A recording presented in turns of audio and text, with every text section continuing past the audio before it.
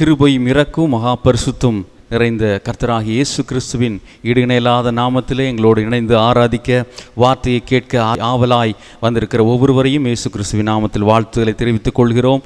இணைந்து நாம் தேவாதி தேவனை போற்றி புகழப் போகிறோம், பாடி நாம் அவரை ஆராதிக்கப் போகிறோம். தொடர்ந்து வார்த்தைகளை கேட்டு நாம் பலனடைய போகிறோம். ஹல்லேலூயா.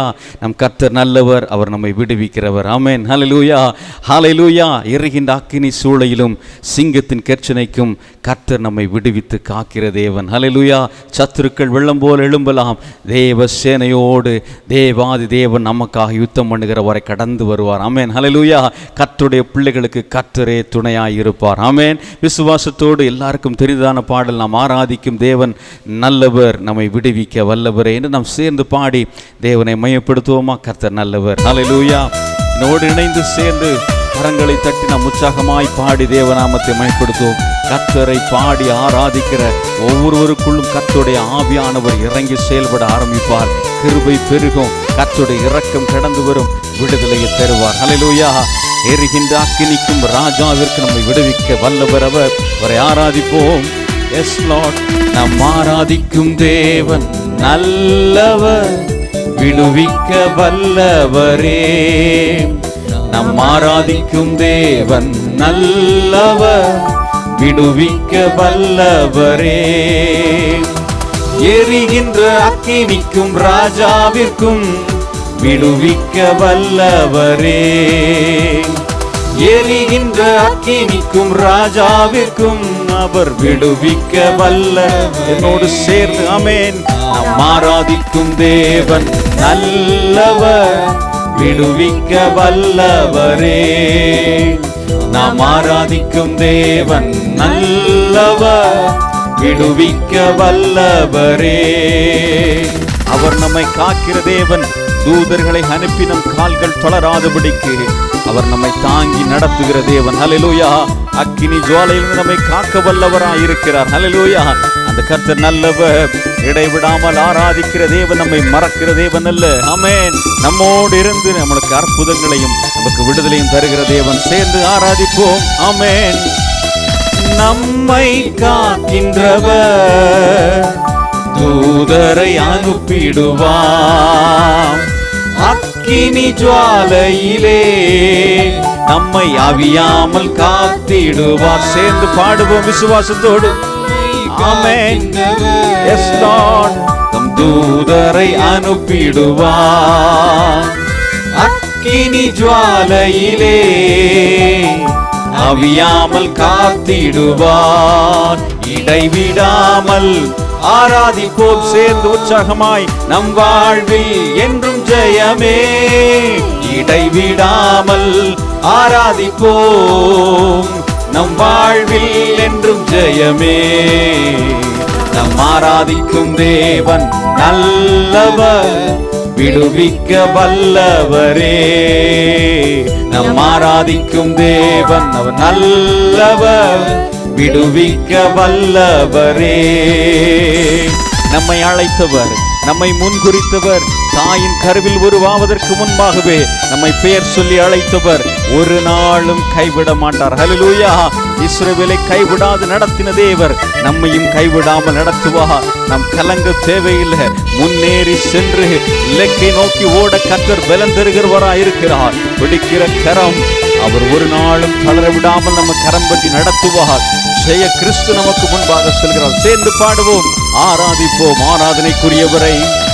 நம்மை அழைத்தவரோ கைவிடவே மாட்டார், கலங்காமல் முன் சென்றிட கரம் பற்றி நடத்திடுவார். சேர்ந்து பாடுவோமா? நம்மை அழைத்தவரோ கைவிடவே மாட்டார், கலங்காமல் முன் சென்றிட கரம் பற்றி நடத்திடுவார். இடைவிடாமல் ஆராதிப்போம், நம் வாழ்வில் என்றும் ஜெயமே. இடைவிடாமல் ஆராதிப்போம், நம் வாழ்வில் என்றும் ஜெயமே. நம் ஆராதிக்கும் தேவன் நல்லவர், விடுவிக்க வல்லவரே. சேர்ந்து நாம் ஆராதிக்கும் தேவன் நல்லவர், விடுவிக்க வல்லவரே. நம் ஆராதிக்கிற தேவன் சத்ருவின் கோட்டைகளை நிர்மூலமாக்குவார். ஆமென். ஹல்லேலூயா, ஹல்லேலூயா. நமக்கு ஒரு வழியை ஏற்படுத்துவார், ஒரு திறந்த வாசலை வைப்பார். ஆமென். கோணலான வழிகள் செவ்வையாகும், கரடு முரடானவைகள் எல்லாம் சமமாகும். கர்த்தர் உங்கள் முன்பாக செல்கிறார். விசுவாசத்தோடு ஆமென், தயங்காமல் முன் சென்றிட நம்மை தாங்கி நடத்துகிற தேவன் உண்டு என்று பாடப் போகிறோம். இடைவிடாமல் ஆராதிக்கிற தேவன் நமக்கு நிச்சயமாய் ஜெயம் தருவார். சத்துருவின் கோட்டைகளை தகர்த்திட உதவி செய்வார், தயங்காமல் முன் சென்றிட தாங்கியே நடத்திடுவார். சத்துருவின் கோட்டைகளை தகர்த்திட உதவி செய்வார், தயங்காமல் முன் சென்றிட தாங்கியே நடத்திடுவார். இடைவிடாமல் ஆராதிப்போம், நம் வாழ்வில் என்றும் ஜெயமே. இடைவிடாமல் ஆராதிப்போம், நம் வாழ்வில் என்றும் ஜெயமே. நாம் ஆராதிக்கும் தேவன், கரங்களை தட்டி பாடுவோம். நல்லவர், விடுவிக்க வல்லவர், விடுவிக்கிற தேவன். ஆமென். நாம் ஆராதிக்கும் தேவன் நல்லவர், விடுவிக்க வல்லவர். எரிகின்ற அக்கினிக்கும் ராஜாவிற்கும் அவர் விடுவிக்க வல்லவரே. எரிகின்ற அக்கினிக்கும் ராஜாவிற்கும் விடுவிக்க வல்லவரே. நாம் ஆராதிக்கும் தேவன் நல்லவர், விடுவிக்க வல்லவரே. நாம் ஆராதிக்கும் தேவன் நல்லவர், விடுவிக்க வல்லவரே. ஹல்லேலூயா, ஹல்லேலூயா. சங்கீதக்காரனாகிய தாவீது இப்படியாய் சொல்கிறான், அவரே என் சத்துருக்களுக்கு என்னை விலக்கி விடுவிக்கிறவர். ஆமென். எனக்கு விரோதமாய் எழும்புகிறவர்கள் மேலே என்னை உயர்த்தி கொடுமையான மனுஷனுக்கு என்னை தப்புவிக்கிறவர். ஆமென். ஹல்லேலூயா, ஹல்லேலூயா. அதனால் ஜாதிகளுக்குள்ளே உம்மை துதித்து உம்முடைய நாமத்திற்கு சங்கீதம் பாடுவேன் என்று விசுவாசத்தோடு நம்பிக்கையோடு சங்கீதக்காரனாகிய தாவீது சொல்கிறார் கர்த்தரை பார்த்து. ஹல்லேலூயா. அதே விசுவாசத்தோடு நாமும் நம் தேவாதி தேவனை பார்த்து, படைத்தவரை பார்த்து நாம் சொல்லி அவரை உயர்த்த போகிறோம். அப்படியே கண்களை மூடி பரலோக தேவனை நோக்கி பார்ப்போம். அவருடைய முகத்தை நோக்கி பார்த்த யாரா இருந்தாலும் சரி, எந்த சூழ்நிலையா இருந்தாலும் சரி, கர்த்தர் மாற்றத்தை உருவாக்க அவரால் கூடும். ஹல்லேலூயா. விசுவாசத்தோடு சொல்லுங்க, அப்பா உம்மை நோக்கி பார்க்கிறோம் ஆண்டவரே, உம்மை உயர்த்துகிறோம் ஆண்டவரே, உன்னதங்களில் வீற்றிருக்கிறவரே உமக்கு நாங்கள் ஆராதனை செய்கிறோம் ஆண்டவரே. எங்கள் இருதயம் முழுவதும், எங்கள் ஆவி ஆத்தும சரீரம் முழுவதும் ஆண்டவரே நாங்கள் ஒப்பு கொடுத்து உம்மை நாங்கள் உயர்த்துகிறோம் என்று என்னோடு சேர்ந்து ஹல்லேலூயா உமக்கு நன்றி செலுத்துகிறோம். ஆவியானவரே, சத்துருக்களுக்கு எங்களை விலக்கி மீட்டவரே உம்மை நன்றியோடு ஸ்தோத்திரிக்கிறோம் ஆண்டவரே. பெருவெள்ள இரைச்சல் போல சத்துரு எழும்பி வந்தாலும் ஆவியில் கொடியேற்றி எங்களுக்காக ஒரு பந்தியை ஆயத்தப்படுத்தி எங்கள் தலை எண்ணெயால் அபிஷேகம் பண்ணி எங்களுக்கு வெற்றி தருகிறவரே உம்மை நாங்கள் துதிக்கிறோம் ஆண்டவரே. ஹல்லேலூயா. மரண பள்ளத்தாக்குகளிலே நாங்கள் நடந்தாலும் பயப்படும் காரணம் தேவரீர் எங்களோடு இருக்கிறீர். விசுவாசத்தோடு அறிக்கையிட்டு அவரை உயர்த்துவோமா? ஹல்லேலூயா. உமக்கே மகிமை, உமக்கே துதி, உமக்கே கனம் ஆண்டவரே. ஹல்லேலூயா, ஹல்லேலூயா. உயர்ந்தவரே, உன்னதரே உம்மை நாங்கள் துதிக்கிறோம் ஆண்டவரே. இஸ்ரவேலின் ஜெயபலமானவரே, செங்கடலை இரண்டாக பிரித்தவரே, யோர்தானை கடக்க செய்தவரே, எரிகோவை தகர்த்தவரே உம்மை நன்றியோடு துதிக்கிறோம் ஆண்டவரே. ஆபிரகாமோடு மோசேயோடு இருந்தவரே, ஈசாக்கோடு இருந்தவரே, யாக்கோபோடு இருந்தவரே, தாவீதோடு இருந்தவரே ஆண்டவரே. அப்பா சாமுவேலை அழைத்தவரே, தானியேலோடு இருந்தவரே, அதே வல்லமை உள்ள தேவனீர் எங்களோடும் இருக்கிற கிருபைக்காக உமக்கு நன்றி செலுத்துகிறோம் ஆண்டவரே. எங்களை விடுவிக்கிற தேவன், நீர் சுகம் தருகிற தேவன், நாங்கள் உம்மை ஆராதித்து உம்மை மகிமைப்படுத்துகிறோம், மகிமைப்படுத்துகிறோம், மகிமைப்படுத்துகிறோம். மகிமை உமக்கு, துதி உமக்கு, கனம் உமக்கு. ஹல்லேலூயா, ஹல்லேலூயா, ஹல்லேலூயா. நீங்க இழந்த சூழ்நிலைகள் இருந்தாலும் அவரை நோக்கி பாருங்க, அவரை நோக்கி பாருங்க. இயேசுவே எனக்கு இறங்கும் என்று, தாவீதின் குமாரனே எனக்கு இறங்கும் என்று சத்தமிட்ட பர்திமேயு, ஓ ஹல்லேலூயா, ஹல்லேலூயா, சுகம் பெற்றானே, சுகம் பெற்றானே. அதே போல தேவ வல்லமை கடந்து வருகிறது. தேவன் வல்லமை உள்ளவராய் நம்ம மத்தியில் உலாவிக் கொண்டிருக்கிறார். அவரை நோக்கி ஹல்லேலூயா, ஹல்லேலூயா வாஞ்சையோடு கேட்கிற ஒவ்வொருவருக்கும் கர்த்தர் பதிலளிக்கிறவராய் இருக்கிறார். அவர் சுகம் தந்து விடுவிக்கிறவராய் காணப்படுகிறார். ஹல்லேலூயா, ஹல்லேலூயா. வாஞ்சையோடு கேட்போமா? உன்னதங்களில் வீற்றிருக்கிறவரே, அப்பா, தேவைகளோடு, அப்பா, பிரச்சனைகளோடு, விடுதலையின்றி கட்டுகளோடு இருக்கிற ஒவ்வொருவரையும் என் தேவன் கண்ணோக்கி பார்ப்பீராக. உம்மை ஆராதித்து பாடி உயர்த்தின ஒவ்வொரு இருதயங்களையும் ஆத்துமாக்களையும் ஆண்டவரே அந்த அவருடைய அலங்கத்திற்குள்ளாக உம்முடைய வல்லமை கடந்து போவதாக இப்பொழுதே உம்முடைய ரட்சிப்பின் கரம் ஆண்டவரே, உம்முடைய அதிசய கரம் வந்து அமரட்டும் என்று ஜெபிக்கிறோம் அப்பா. இயேசு கிறிஸ்துவின் நாமத்திலே அப்பா ஜெபிக்கிறோம். இப்பொழுதே ஒரு விடுதலை கொடுப்பீராக, இப்பொழுதே ஒரு விடுதலை கொடுப்பீராக. என் ஜனங்களை மகிழ பண்ணுவீராக, சாட்சிகளை எழுப்புவீராக. நீ அப்படி செய்து நிறைவேற்றுகிற அன்புக்காக உமக்கு நன்றி செலுத்துகிறோம் ஆண்டவரே. ஹல்லேலூயா, ஹல்லேலூயா, ஹல்லேலூயா, ஹல்லேலூயா. உமக்கு நன்றி, உமக்கு நன்றி. விடுதலை பண்ணின கிருபைக்காக உமக்கு நன்றி. ஹல்லேலூயா. அப்படியே தலைகளை தாழ்த்தி கண்களை மூடி ஜெபிக்கலாம். நல்ல பிதாவே, இரக்கமுள்ளவரே, கருணை நிறைந்தவரே, நன்றியோடு துதிக்கிறோம் ஆண்டவரே. ஹல்லேலூயா, ஹல்லேலூயா. ஒரு தகப்பன் இறங்குவது போல பரம தகப்பன் ஆண்டவரை நோக்கி பார்த்த ஒவ்வொருவருக்கும் இறங்கின கிருபைக்காக உமக்கு நன்றி ஆண்டவரே. நீர் ஜனங்கள் மீது மனதுருகி கரம் நீட்டி தொட்டு ஆசீர்வதித்து விடுதலை ஆக்குகிற தேவனாய் இருக்கிறபடியால் உம்மை நன்றியோடு துதிக்கிறோம் ஆண்டவரே. வல்லமை குறைந்து போவதில்லை ஆண்டவரே. உம்முடைய இரக்கம் ஆண்டவரே இன்றளவும் ஒவ்வொருடைய ஆண்டவரே அப்பா ஆண்டவரே உள்ளத்துக்குள்ளும் இறங்குற கிருபைக்காக, வாழ்க்கையிலும் சூழ்நிலையிலும் இறங்குற கிருபைக்காக நன்றி செலுத்துகிறோம் ஆண்டவரே. விடுதலை கட்டளையிட்ட கிருபைக்காக நன்றி செலுத்துகிறோம் ஆண்டவரே. நீர் விடுவிக்கிற தேவன் என்று ஆண்டவரே அப்பா அந்த ஜனங்களுடைய வாழ்விலே தேவன் சாட்சிகளை எழுப்புகிற கிருபைக்காக நன்றி செலுத்துகிறோம். எங்களை தாழ்த்தி உயர்த்துகிறோம். இயேசுவின் நாம மாத்திரம் மகிமைப்படுவதாக. இயேசு மூலம் ஜெபங்கள் நல்ல பிதாவே. ஆமென், ஆமென், ஆமென், ஆமென்.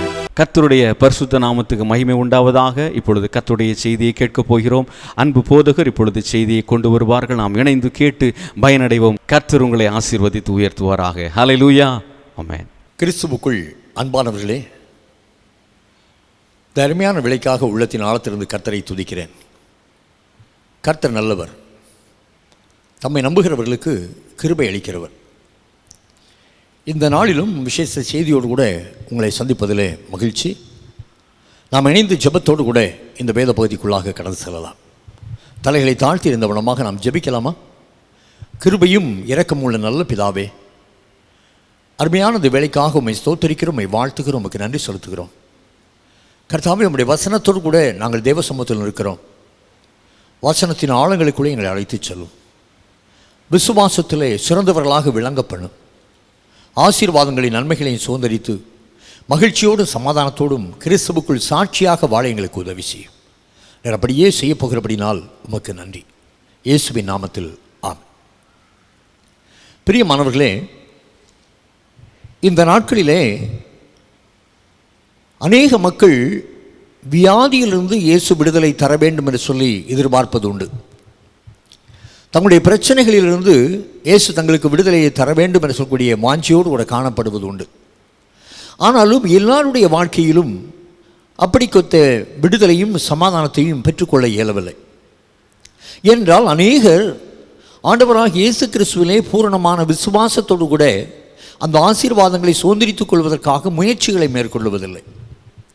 பாருங்கள், இந்த நாட்களிலே இயேசு எப்படிப்பட்டவர், அவர் இவ்விதமாக நம்முடைய வாழ்க்கையிலே செயல்பட முடியும், நாம் அவ்விதமான ஆசீர்வாதங்களை சுதந்திரித்துக் கொள்வதற்கு அல்லது விடுதலையை பெற்றுக்கொள்வதற்கு அல்லது பிசாசினுடைய போராட்டங்களிலிருந்து விடுதலையை அனுபவிப்பதற்கு நாம் செய்ய வேண்டிய காரியங்கள் என்ன என்று சொல்லி சில சம்பவங்களின் அடிப்படையிலே உங்கள் மத்தியிலே தியானிக்க முற்படுகிறேன். வாசிக்க கேட்கலாம்.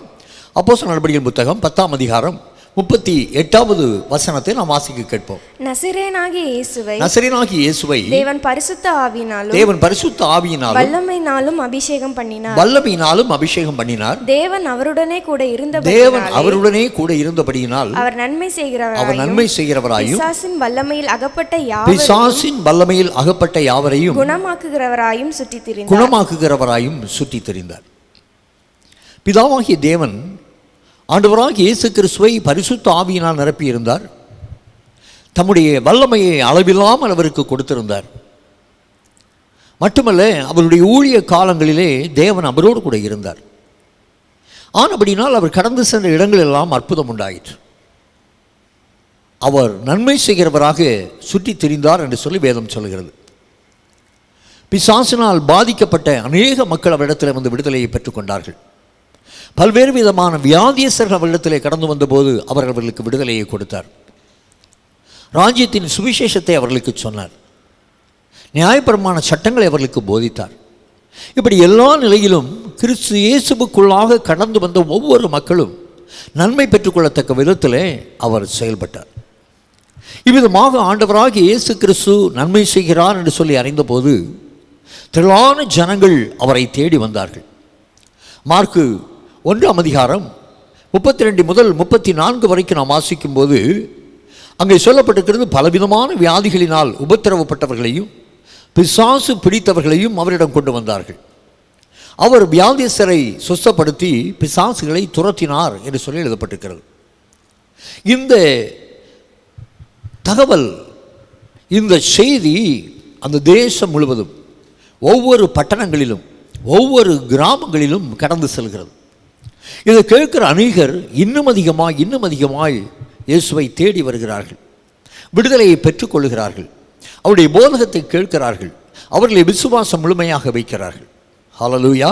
அன்பான தேவனுடைய பிள்ளைகளே, இவ்விதமாக இயேசுவை தேடி வந்து நன்மை பெற்ற சிலரை குறித்து உங்களிடத்திலே நான் பகிர்ந்து கொள்ள விருப்பமுள்ளவனாக இருக்கிறேன். வாசிக்க கேட்போம். மார்க்கு எழுதின சுவிசேஷம் 5ஆம் அதிகாரம் 25 முதல் 28 வரை.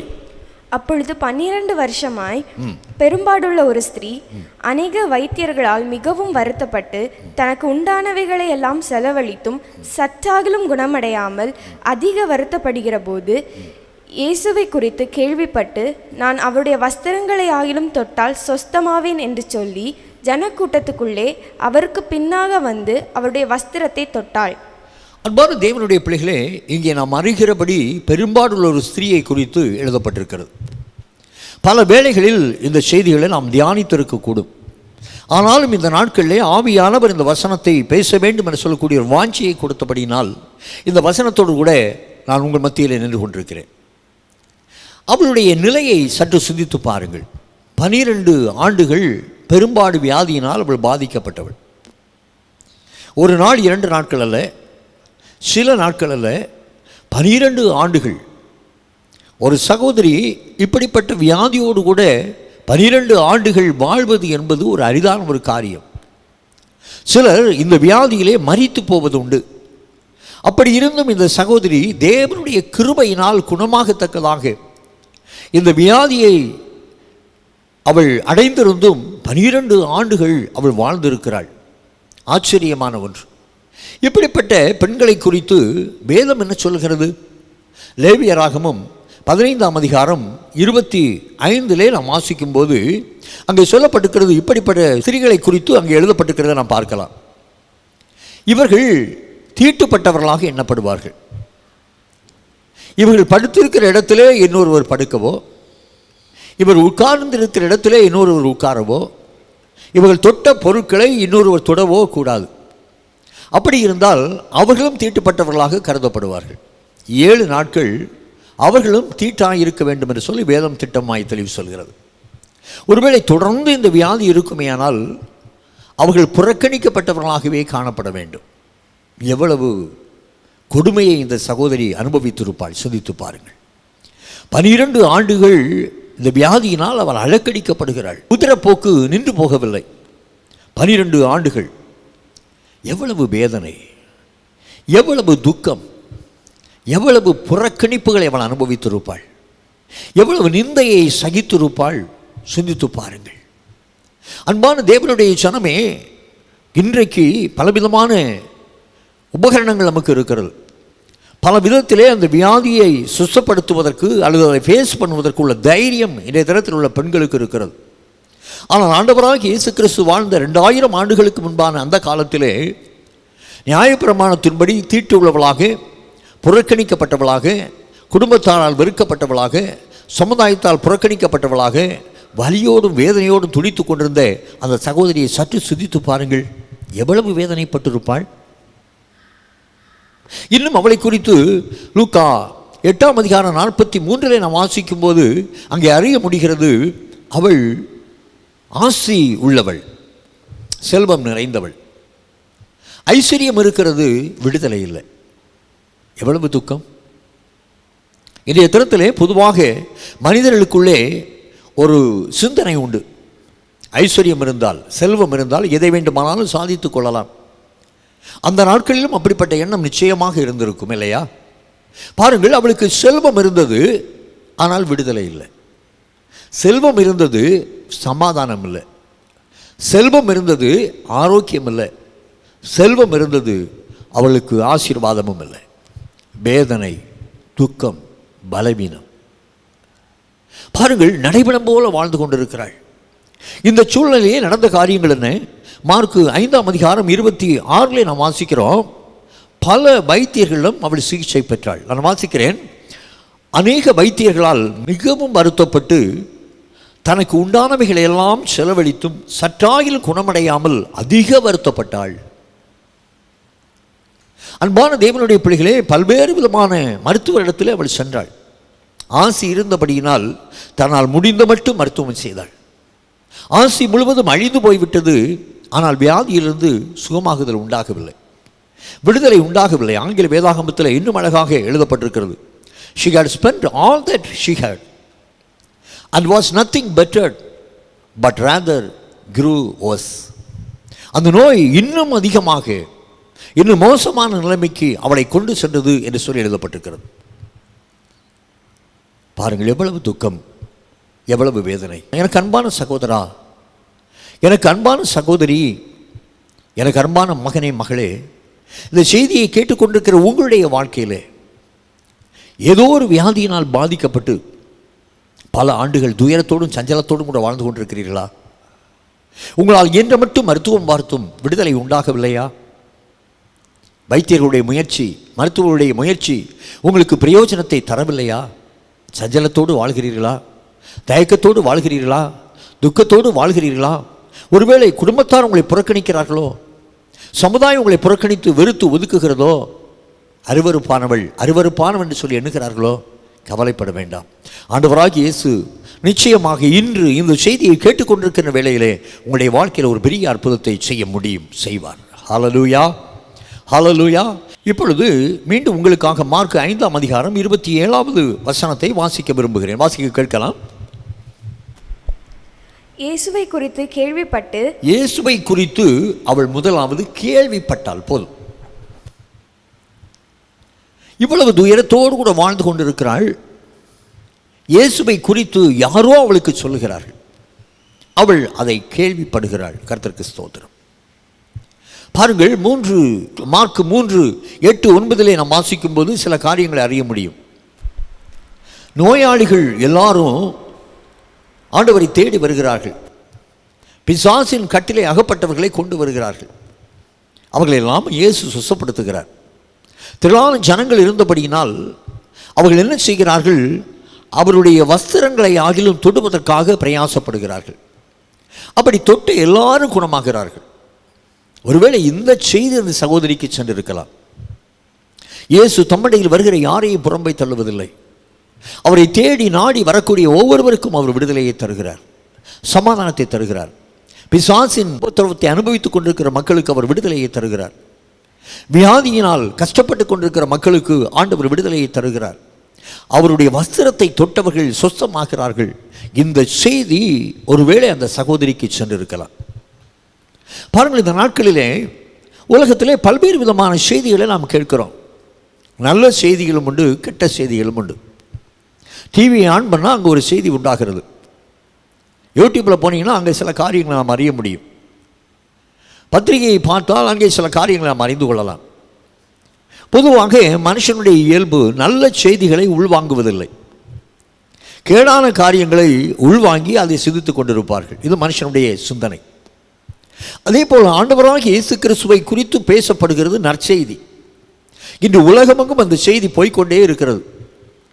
ஆனால் பாருங்கள், அநேக மக்கள் கேட்பார்கள், விட்டு விடுவார்கள்.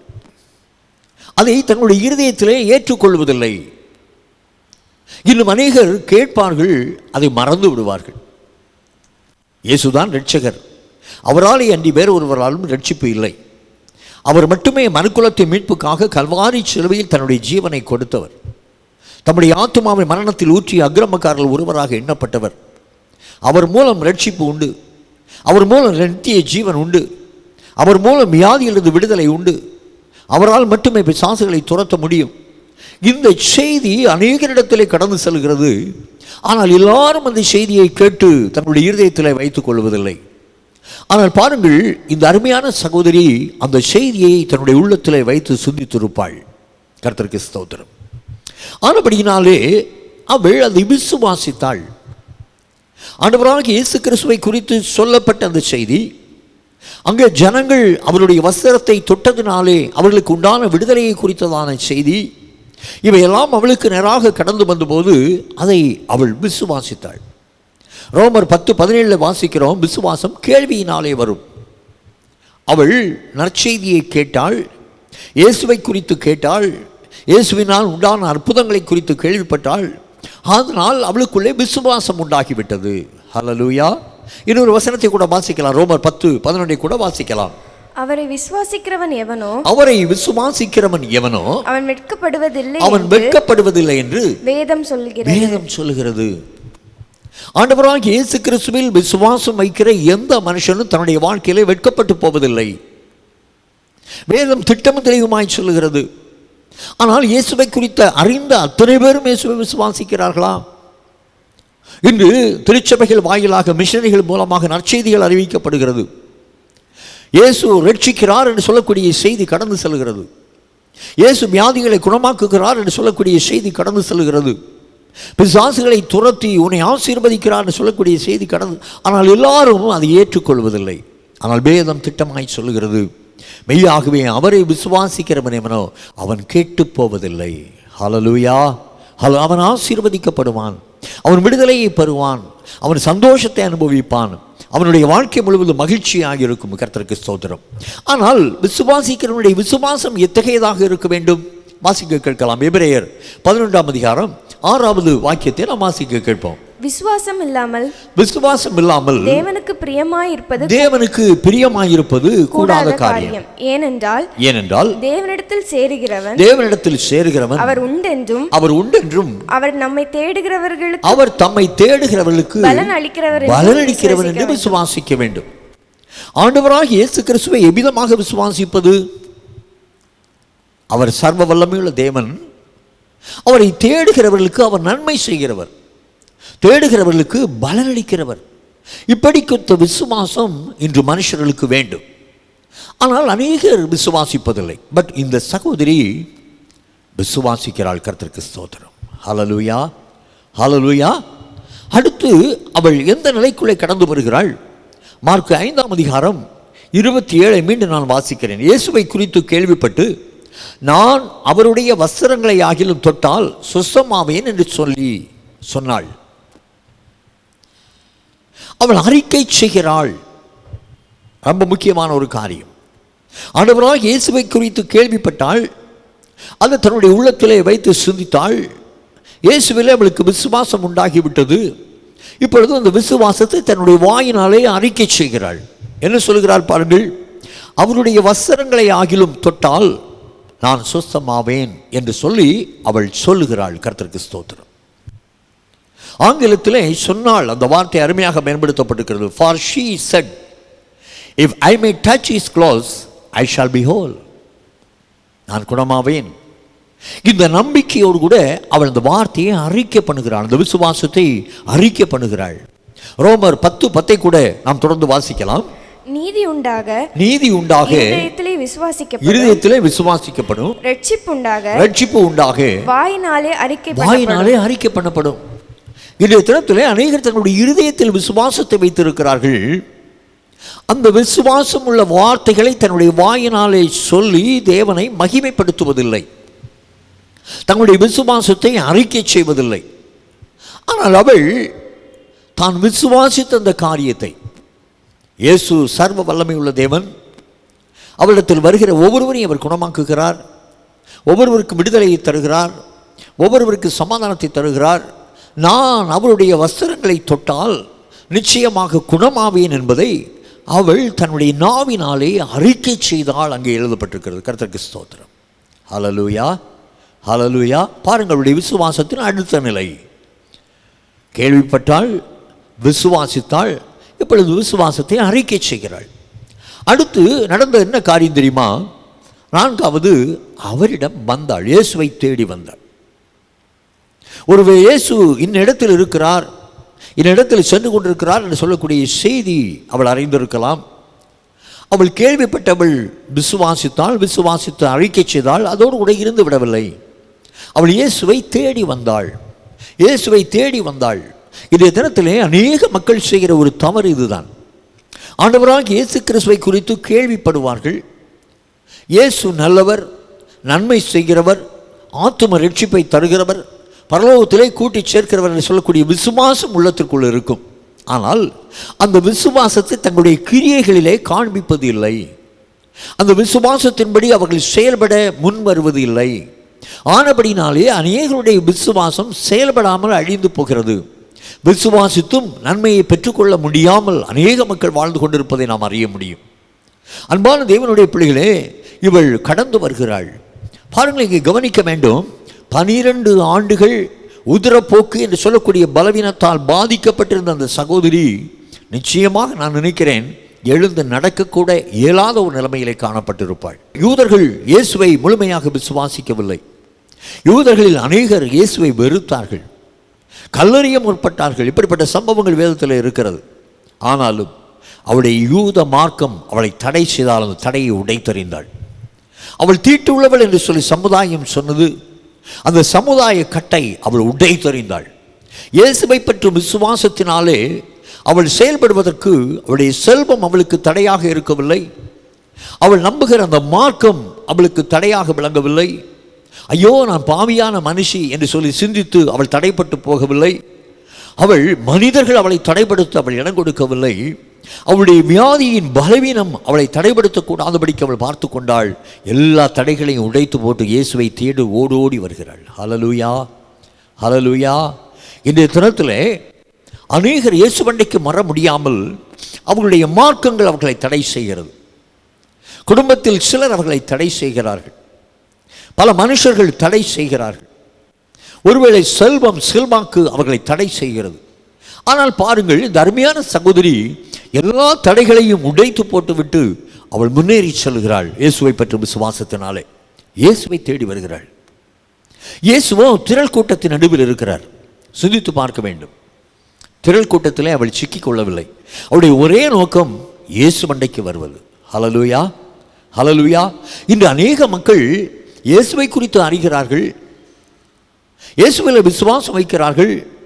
திரள் கூட்டம் என்று அறியப்படக்கூடிய சபைக்குள்ளே வந்து உட்கார்ந்து விடுகிறார்கள். இயேசு மண்டைக்கு வருவதில்லை.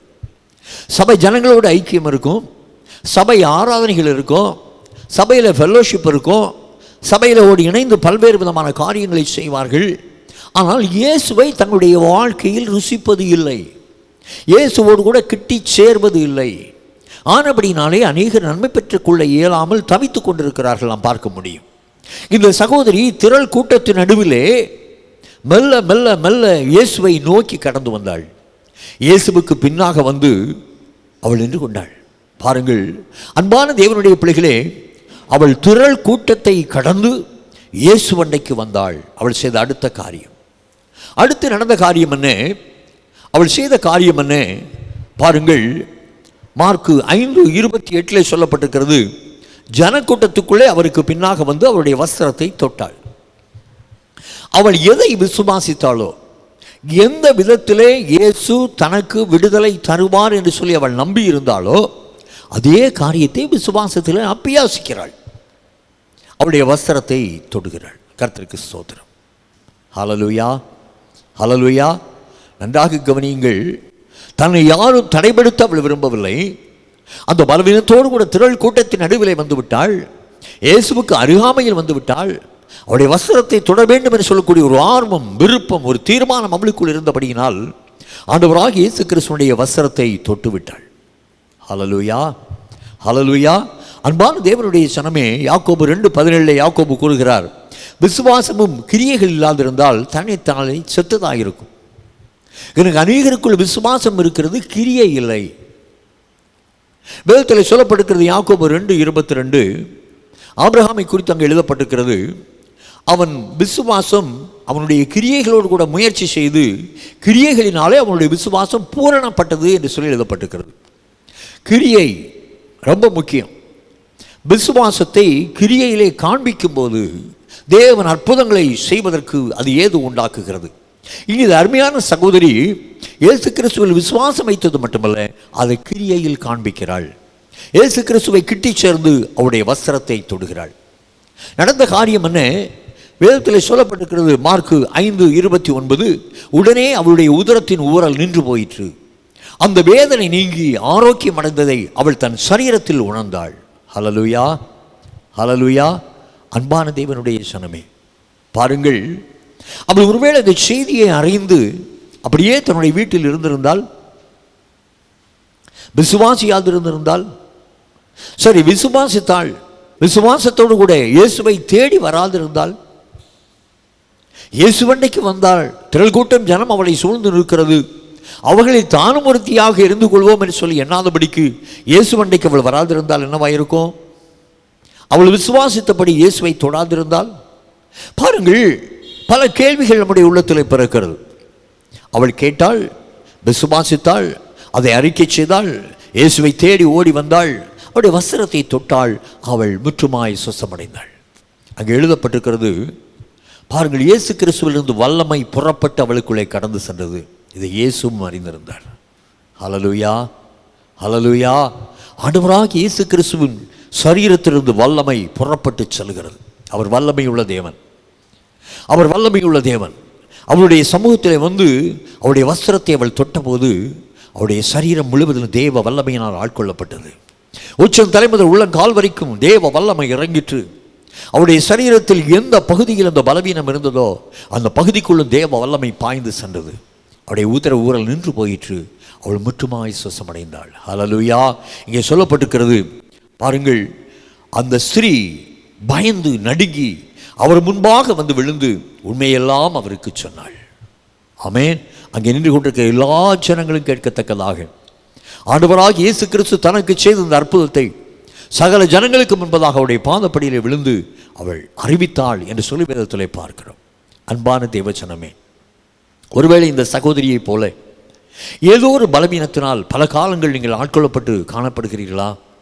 சிந்தித்து பாருங்கள். ஒருவேளை ஏதோ ஒரு பிரச்சனை உங்களை தொடர்ந்து பிடிக்கிறதா? குடும்பத்தில் ஏதோ ஒரு தீய சூழ்நிலை காணப்படுகிறதா? போராடி பார்த்து முடியவில்லை, மனுஷ ஒத்தாசையினால் முடியவில்லை, இயேசுவண்டைக்கு வாருங்கள். முழுமையான விசுவாசத்தோடு அவரை தேடி வாருங்கள். அவர் மட்டுமே உங்களுக்கு விடுதலையை தருகிறவர், அவர் மட்டுமே உங்களுக்கு சமாதானத்தை தருகிறவர். திரள் கூட்டம் என்று சொல்லக்கூடிய சபை அல்ல, ஒரு ஊழியக்காரன் என்று சொல்லக்கூடிய தேவ மனிதன் அல்ல. இயேசு, இயேசு, இயேசு. அவரண்டையில் வாருங்கள், அவரை பற்றி கொள்ளுங்கள், அவரை சார்ந்து கொள்ளுங்கள், அவரிடத்திலே முறையிடுங்கள், அவருடைய பாதத்தில் விழுங்கள். அவருடைய வாழ்க்கையில் அற்புதம் உண்டாகும். ஹல்லேலூயா, ஹல்லேலூயா. இயேசுவை நாடி வந்து நன்மை பெற்ற முதலாவது சாட்சி இந்த அருமையான மகள். இரண்டாவது ஒரு மனிதனை குறித்து உங்களோடு கூட நான் பகிர்ந்து கொள்ள விருப்பமுள்ளவனாக இருக்கிறேன். மார்க்கு 5ஆம் அதிகாரம் 22-23 வசனங்களில் நாம் வாசிக்க கேட்கலாம். அப்பொழுது ஜெப ஆலய தலைவர்களில் ஒருவனாகிய யவீரு, அப்பொழுது ஜெபாலய தலைவரில் ஒருவனாகிய எவீரு என்பவன் வந்து அவரை கண்டவுடனே அவர் பாதத்திலே விழுந்து என் குமாரத்தி மரண அவஸ்தைப்படுகிறாள் அவள் ஆரோக்கியம் அடையும்படிக்கு நீர் வந்து அவள் மேல் உமது கைகளை வையும், அப்பொழுது பிழைப்பாள் என்று அவரை மிகவும் வேண்டிக் கொண்டான். ஹல்லேலூயா. இங்கே ஒரு மனுஷனை பார்க்கிறோம். அவனுடைய சரீரத்தில் எந்த பிரச்சனையும் இல்லை, அவனுடைய தனி வாழ்க்கையிலும் எந்த ப்ராப்ளமும் இல்லை.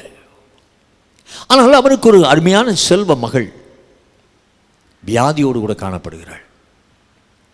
வியாதியின் அகோரம் அவளை தாக்கினபடியினால் அவள் மரணவஸ்தையாயிருக்கிறாள். என்ன செய்வது என்பது தெரியவில்லை. அவனோ ஒரு ஜெபாலய தலைவரில் ஒருவன். அன்பான தேவ ஜனமே, சிந்தித்து பார்க்க வேண்டும். யூதருடைய ஜெபாலயத்திலே இயேசு அந்த நாட்களிலே பிரசங்கம் பண்ணினது உண்மைதான், வசனத்தை போதித்தது உண்மைதான். ஆனால் பெரும்பாலான ஜெபாலய தலைவர்கள் அதை ஏற்றுக்கொள்வதில்லை, யூதர்கள் அதை ஏற்றுக்கொள்வதில்லை. இயேசு அங்கிருந்து போக வேண்டும் என்பதுதான் அவர்கள் விரும்புவார்கள். ஆனால் இந்த ஜெபாலய தலைவனோ இயேசு கிறிஸ்துவிலே விசுவாசம் உள்ளவனாக காணப்பட்டான். மிகவும் முக்கியம். பாருங்கள், ஜெபாலய தலைவன் என்பவன் சமுதாயத்திலே கௌரவமிக்க ஒரு மனிதன், மற்றவர்களால் போற்றப்படக்கூடிய ஒரு மனிதன், தேவ மனுஷன் என்று சொல்லி எண்ணப்படக்கூடியவன். ஆனால் அவனுடைய செல்வாக்கு, அவனுடைய அந்தஸ்து, அவன் செய்கிற அந்த ஊழியம் எதுவுமே அவனை தடைப்படுத்தாதபடிக்கு ஆண்டவராக இயேசு கிறிஸ்துவை விசுவாசித்த அவன் எந்த தடையும் இல்லாதபடிக்கு இயேசுவை தேடி வருகிறான். அவனுக்குள்ளே ஒரு நம்பிக்கை இருந்தது, இயேசு மட்டுமே மரண அவசியாக இருக்கிற என்னுடைய மகளுக்கு ஜீவனை தர முடியும். ஹல்லேலூயா, ஹல்லேலூயா. அன்பான தேவனுடைய பிள்ளைகளே, பாருங்கள், அவனுடைய செல்வ மகள் வியாதியாக இருந்தபோது அவன் இயேசுவை தேடி வருகிறான். அன்பான சகோதரா, பிரியமுள்ள சகோதரி, இதை கேட்டுக்கொண்டிருக்கிற அன்பானவர்களே, உங்களுடைய குடும்பத்திலே உங்களுடைய பிள்ளைகளுடைய வாழ்க்கையில் இருக்கிற பிரச்சனைகள், பிள்ளைகளுடைய வாழ்க்கையில் ஏற்படக்கூடிய வியாதிகள், இவற்றுக்கு தீர்வு இயேசு மட்டும்தான். ஹல்லேலூயா. ஆமாம், இன்று அநேகர் தங்களுடைய பிள்ளைகளுடைய படிப்பில் பிரச்சனை நேரிடும் போது டியூஷன் ஆசிரியரை மாற்றுகிறார்கள், பள்ளியை மாற்றுகிறார்கள், பிள்ளைகள் படிக்க வேண்டும் என்று சொல்லி நிர்பந்தப்படுத்துகிறார்கள். ஆனாலும் பிள்ளைகளுடைய வாழ்க்கையில் எந்த மாற்றமும் இல்லை, படிப்பிலே மாற்றம் இல்லை. அவருடைய சரீரத்தில் ஆரோக்கியம் குறையும் போது ஒவ்வொரு மருத்துவமனையாக எடுத்து செல்கிறார்கள், ஆரோக்கியம் இல்லை. பிள்ளைகள் பிரச்சனைகளோடு வாழ்ந்து கொண்டு இருக்கிறது. ஆனால் இங்கே எவருவனுடைய ஒரு நல்ல சாட்சி, ஒரு குழந்தைக்கு, ஒரு வாலிபனுக்கு, ஒரு வாலிப யுவதிக்கு ஒரு பிரச்சனை வரும்போது, வியாதி வரும்போது பெற்றோர் இயேசுவை தேடி விசுவாசத்தோடு கூட அவருடைய பாதப்படியில் விழுந்தால் போதும் என்பதை இந்த நிகழ்ச்சியின் மூலம் நாம் கற்றுக்கொள்ள முடியும். ஹல்லேலூயா, ஹல்லேலூயா. இங்கே சொல்லப்பட்டிருக்கிறது பாருங்கள். அவன் சொல்லுகிறான், அவன் இயேசுவை தேடி வருகிறான். அவன் ஆண்டவருடைய பாதப்படியிலே முதலாவது விழுகிறார். இரண்டாவது சொல்லுவதை கவனியுங்கள், என் குமாரத்தி மரண அவஸ்தைப்படுகிறாள், அவள் ஆரோக்கியம் அடையும்படிக்கு நீர் வந்து அவள் மேல் உமது கைகளை வைத்தால் போதும். அவனுடைய விசுவாசத்தை பாருங்கள். அவனும் அந்த பெரும்பாலுள்ள ஸ்திரியை போலவே தன்னுடைய விசுவாசத்தை அறிக்கை செய்கிறான். நீர் வந்து அவள் மேல் உமது கைகளை வையும், அப்பொழுது அவள் பிழைப்பாள். ஒவ்வொருவருக்கும் ஒவ்வொரு விதமான விசுவாசம் உண்டு.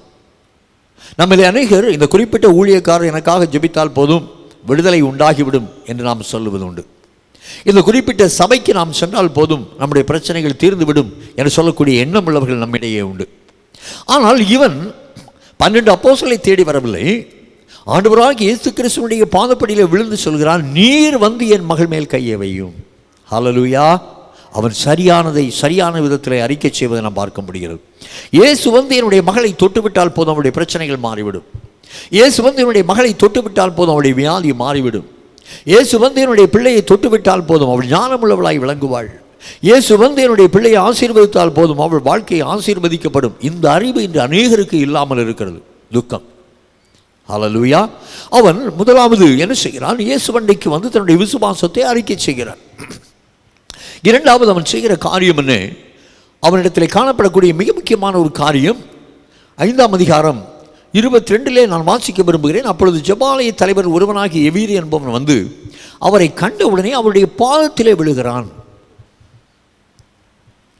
அன்றைய தினத்தில் ஒரு ஜெபாலய தலைவனுக்கு சமுதாயம் மிகுந்த உயர்ந்த ஒரு ஸ்தானத்தை கொடுத்திருக்கும்.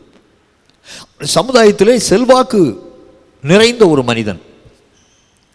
திரளான கூட்டம் இயேசுவண்டைக்கு இருக்கிறது. அவன் வெட்கப்படவில்லை. 4 பேர் என்ன நினைப்பார்களோ என்று சொல்லக்கூடிய சிந்தனை பயப்படவில்லை. அவன் தைரியமாய் நம்பிக்கையோடு கூட ஆண்டவருடைய பாதப்படியிலே விழுகிறான். ஹல்லேலூயா. இயேசுவுக்கு முன்பதாக தன்னை முழுமையாய் தாழ்த்துகிறான். சங்கீதம் 138:6 நாம் வாசிக்க கேட்கலாம். கர்த்தர் உயர்ந்தவராயிருந்தும் தாழ்மை உள்ளவனை நோக்கி பார்க்கிறார். இவன் சமுதாயத்தில் உயர்ந்த மனிதன், மற்றவர்களால் போற்றப்படக்கூடிய ஒரு மனிதன். இந்த மனிதன் திரள் ஜனங்கள் சூழ்ந்திருக்கின்ற அந்த வேளையிலே ஆண்டவராகிய இயேசு கிறிஸ்துவினுடைய பாதப்படியிலே வந்து விழுகிறார். அவருடைய தாழ்மையை சிந்தித்து பாருங்கள். அன்பான தேவனுடைய பிள்ளைகளை, ஆனபடியினாலே வேதம் சொல்லுகிறபடி ஆண்டவர் உயர்ந்தவராயிருந்தும் அவனை நோக்கி பார்த்தார். கர்த்தருக்கு ஸ்தோத்திரம்.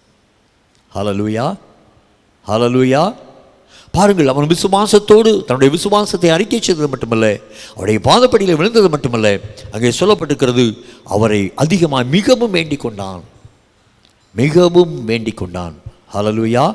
அதிகமாக நாம் ஊக்கமாய் ஜெபிப்பது என்று சொல்லுவோமே, போராடி ஜெபிப்பது என்று சொல்லுவோமே, அதே போல அந்த மனுஷன் ஆண்டவருடைய பாதப்படியில் விழுந்து ஊக்கமாய் அவரை வேண்டிக் கொண்டான் என்று சொல்லி எழுதப்பட்டிருக்கிறது. ஹல்லேலூயா, ஹல்லேலூயா. அன்பான தேவனுடைய பிள்ளைகளே, இந்த ஊக்கமான ஜெபம், ஆண்டவரை வற்புறுத்துகிற ஜெபம், ஆண்டவரோடு கூட போராடி ஜெபிக்கிற ஜெபம் நம்முடைய வாழ்க்கையில் ஆசீர்வாதங்களை கொண்டு வரும்.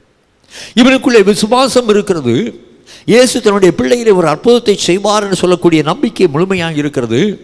ஆண்டவருடைய பாதப்படியில் தன்னை முற்றுமாய் தாழ்த்துகிறான். அது மட்டுமல்ல, முழுமையான விசுவாசத்தோடு ஆண்டவரை நோக்கி ஜெபிக்கிறான். அன்பான தேவனுடைய பிள்ளைகளே, ஜெப வேளையிலே நம்முடைய விசுவாசம் எவ்விதமாக இருக்க வேண்டும், அல்லது நம்முடைய விசுவாசத்தோடு கூட நம்முடைய ஜெபம் எவ்விதமாக இருக்க வேண்டும்? ஒரு வசனத்தை நான் வாசிக்க விரும்புகிறேன். மார்க்கு 11:24 வாக்கியத்தை நாம் வாசிக்க கேட்கலாம். ஆதலால் நீங்கள் ஜெபம் பண்ணும்போது எவைகளை கேட்டுக்கொள்வீர்களோ அவைகளை பெற்றுக்கொள்வோம் என்று விசுவாசியுங்கள். அப்பொழுது அவைகள் உங்களுக்கு உண்டாகும் என்று சொல்லி இயேசு சொன்னார். கர்த்தருக்கு ஸ்தோத்திரம். ஹல்லேலூயா, ஹல்லேலூயா. விசுவாசமும் ஜெபமும் இணைந்து செயல்பட வேண்டும். விசுவாசம் இல்லாத ஜெபம் அற்புதத்தை கொண்டு வர முடியாது.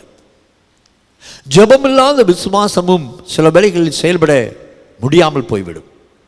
இங்கே சொல்லப்பட்டிருக்கிறது, அவனிடத்தில் விசுவாசமும் இருக்கிறது, ஜெபமும் இருக்கிறது. ஆண்டவரை நோக்கி கதறி கூப்பிடுகிறார். அடுத்தவன் செய்த காரியம் என்ன? மார்க்கு 5:24 நான் வாசிக்க விரும்புகிறேன். அவர் அவனோடே கூட போனார். திரளான ஜனங்கள் அவருக்கு பின் சென்று அவரை நெருக்கினார்கள். பாருங்கள், அந்த திரள் கூட்ட மக்கள் இருந்தாலும் ஆண்டவராகிய இயேசு கிறிஸ்துவை தன்னுடைய வீட்டுக்கு அழைத்து சென்று கொண்டிருக்கிறான். அவருடைய விசுவாசத்தின் 5 நிலைகளை நாம் சிந்தித்தோம். இங்கே பாருங்கள், அவன் விசுவாசித்தான், அதை அறிக்கை செய்தான், ஆண்டவருடைய பாதப்படியில் விழுந்தான், அவரை அதிகமாய் வேண்டிக் கொண்டான், தன்னுடைய வீட்டுக்கு அவரை அழைத்து செல்கிறான்.